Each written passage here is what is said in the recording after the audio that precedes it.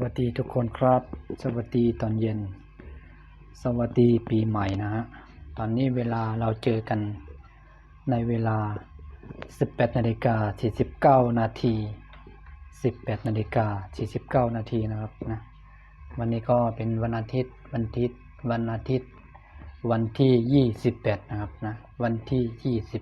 28ก็อีกไม่กี่วันนะครับเนาะช่วงเช้านี้ก็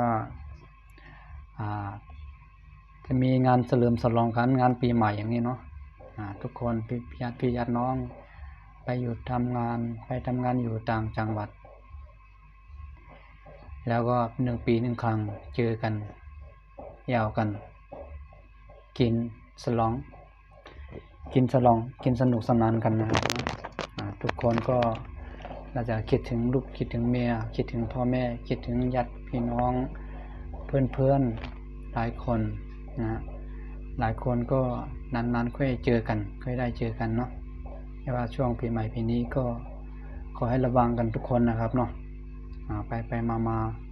ไม่ว่าจะเป็นรถยนต์รถเครื่องนะพ่อรถเครื่องให้ใส่หมวกกันน็อกใส่ถุงมือใส่รองเท้าใส่ชุดให้มันเรียบร้อยเดินทางไปไกลค่อยๆไปนะครับเนาะไม่ต้องขับรถเดียวไม่ต้องอวดนะไม่ต้องอวดแค่เราเป็นคนทำงานหาเช้ากินค่ำทำงานทุกวันปี1 ครั้งค่อยเอี่ยวกันแล้วส่วนที่มีเงินก็กินเลี้ยงฉลองแสดงกันนิดหน่อยให้ทุกคนมีความสนุกสบายใจนะครับนะถึงแม้ว่าปีนี้มันเป็นปีใหม่เริ่มต้นก็แล้วแต่กำลังเริ่มต้นก็แล้วแต่ทุกคนก็มีเป้าหมายส่งกันอยู่ทุกคนนะถ้าคนไหนไม่มีเป้าหมาย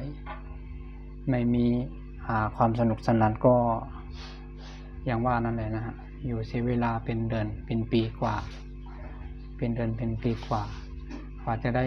เงินมากว่าจะได้เก็บเงินเป็นก้อนก็ต้องใช้เวลากันมากมายนะช่วงโลกนี้คือของกินของใช้ก็แพงเพราะฉะนั้นสิ่งที่มันจำเป็นเราค่อยซื้อไว้พอเวลาเงินเดือนเราออกใช่ไหมเงินเดือนเราออกเราก็ซื้อของกินของอะไรเตรียมไว้ให้มันพร้อมตลอดให้มีของกินของใช้พร้อมตลอดนะฮะไม่อย่างนั้น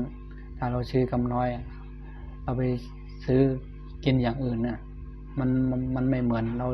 ซื้อกินข้าวกับข้าวนะฮะอย่างอื่นนี่มันแค่เป็นอาหารท้องว่างไปกั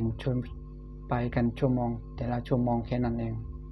มันไม่สามารถจะกินแทนเขาได้ไงก็ทุกคนก็มีความสุขและมีความคิดเรื่องนี้บ้างอยู่นะครับสวัสดีครับ